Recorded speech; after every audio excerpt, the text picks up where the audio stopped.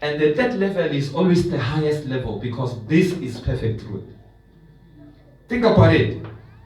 I told you that remember, the good soil produces 100-fold, 60-fold, and 30-fold. And I once said to you, the 30-fold harvest is bigger than the 60-fold. And then I told you 60 is bigger than 100. I said to you, because 100, this is someone outside, he's preaching every nonsense out there. So he has a lot to say. It's as if the more you grow in the Lord, is the more your words reduces.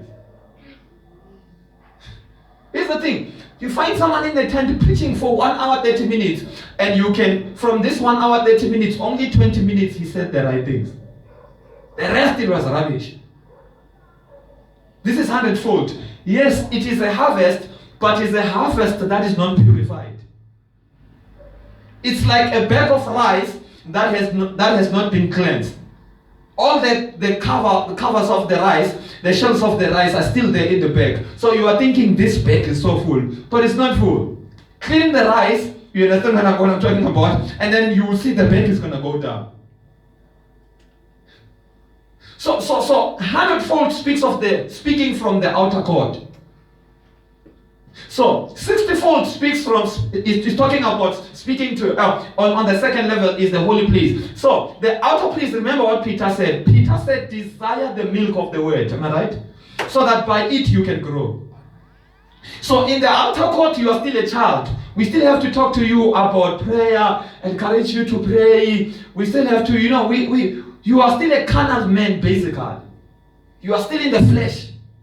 So we address you as a man and not as a God. You are outside. So we give you milk. Utu Paul Corinth, when I came to you, I could not give you solid food because you were not ready for it. You are babies. He says, even now you are not ready. So Paul is saying to them, I could not speak to you from the second and the third dimension. I had to go down and speak to you as kids. But again, there's what we call the bread of the word. Little Bible, solid food belongs to those who are matured. Who by the reason of exercise, they've learned how to discern good and evil. So Mama Kama, there's a place where now you are growing in the Lord and milk is no longer enough. When you come and I'm trying to preach milk to you, you leave the service not satisfied. It's because now you are growing.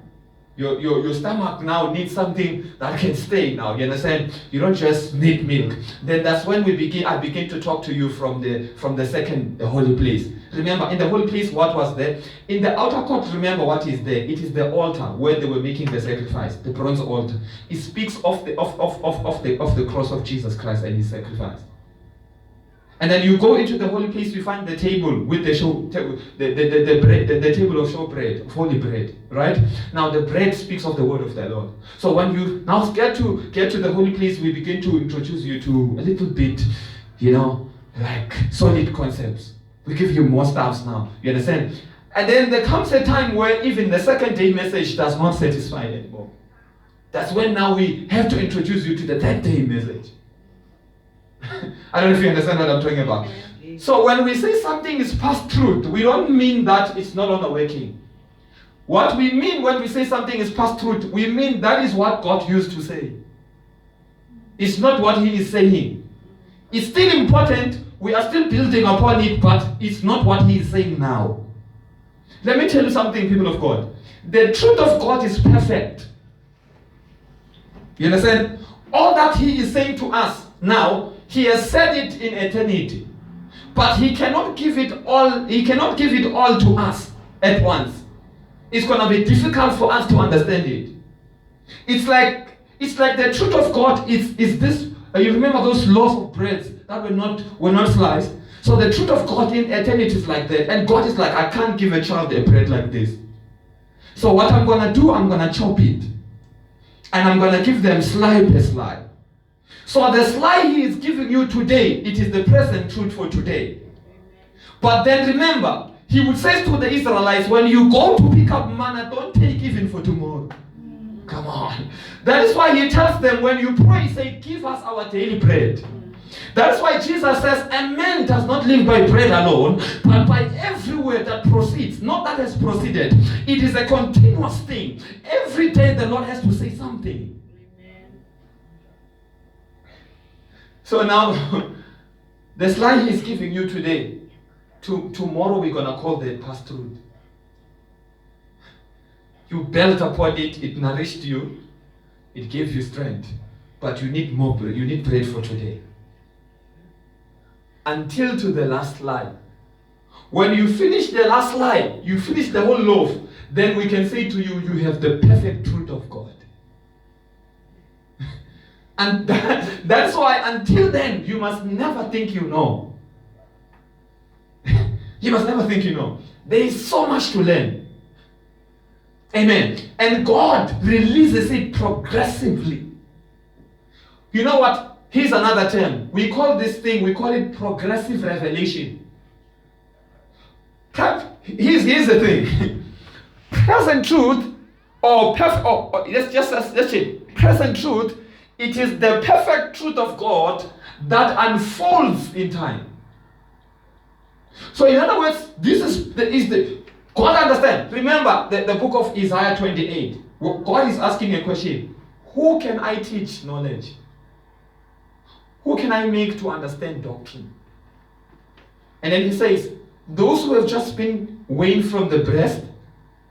You understand? In other words, of course, if he's just weaned from the breast, I can't give him meat. Then after that, God says, the word of the Lord shall be unto them precept upon precept, line upon line. What does it mean? In other words, I will speak to you a little.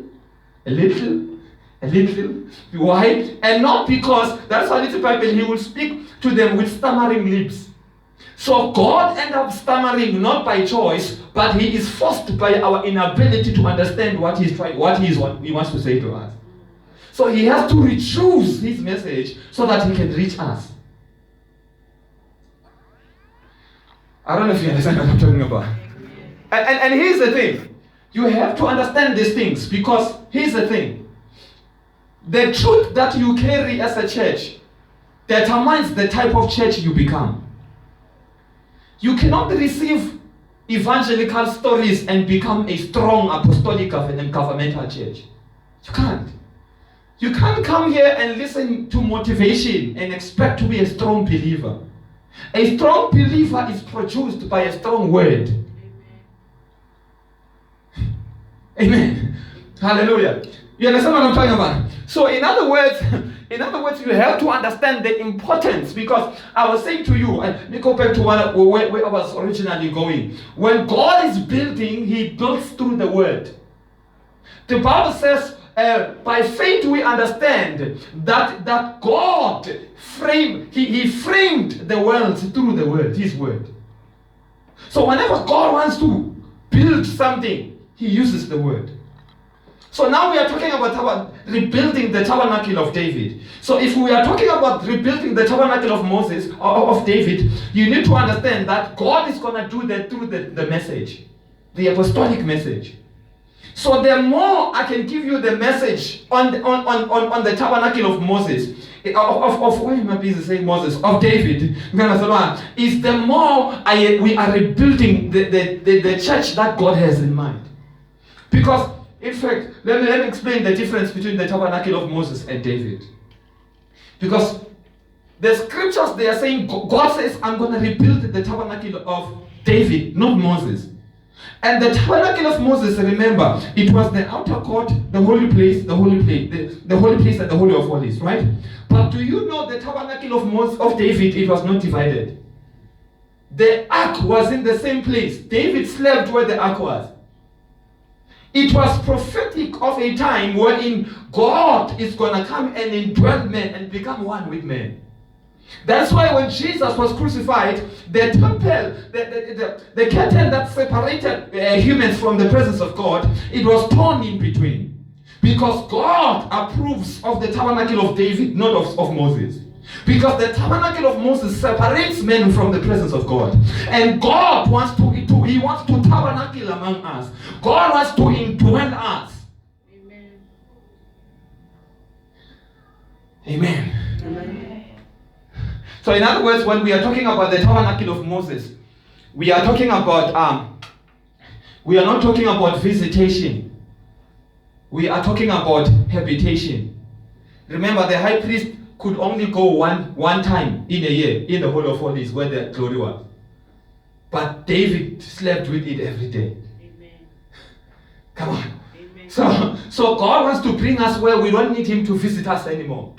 But where the church can become his temple. Where God can come and dwell. Amen. But for us to build a church that can carry the glory, the heaviness and the weightiness of the presence and the power of the Holy Spirit, we must build according to the heavenly pattern. Because the glory does not respond to prayer, but it responds to structure. You don't pray for the glory, you build for the glory. After Solomon finished building, the glory came down. Because the glory has to find a structure upon which it can descend. Today, our churches cannot house God because they are not built the way God wants them built. Amen. Amen. They are built upon stories. They are built upon compromised messages. Amen. They are built upon messages that are designed to attract people and keep people and make people happy. The ministers of God, they don't care about what God is saying anymore. They care about, I have a big church. I don't know if you understand what I'm talking about. Amen. Do you understand? Amen.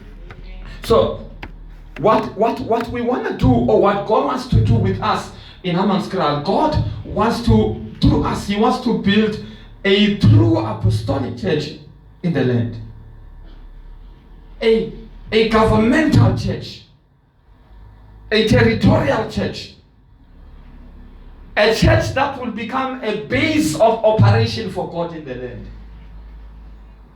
I don't know if you understand what I'm talking about. Amen. You understand? Amen. So because here's the thing. You remember someone came to Jesus and said, Lord, I will follow you wherever you go. He says, foxes and the birds of heaven, they have nests. Foxes, they have holes. Birds, the birds of heaven, they have nests to rest. But the Son of Man has no place to rest his head. When Jesus was making that statement, he was talking about the fact that I don't have a body to carry my head. And that body is the body of Christ. It's the same thing that God is still looking for. He's looking for a strong body that can carry his government. Because the head speaks of government. It speaks of rulership. He's looking for a strong body that can carry his government upon earth. But here's the thing. You see, in the house of God, there are vessels of brass, of silver, and of gold. You see? And even Paul says those who build, some they use wood, some they use silver, some they use different kinds of stuff. So it's not everything that is called church that can carry God. So what we need to understand from the book of Acts chapter 15, James says during that time of revival and the Gentiles are coming to the Lord, James says what is happening now, it is what the prophet spoke about. This is the restoration of the Tabernacle of David. And here's the thing, God says in that day I will rebuild, not build. I will rebuild the Tabernacle of David. Here's the thing. Do you know that between us and, let me just say, between the Dark Ages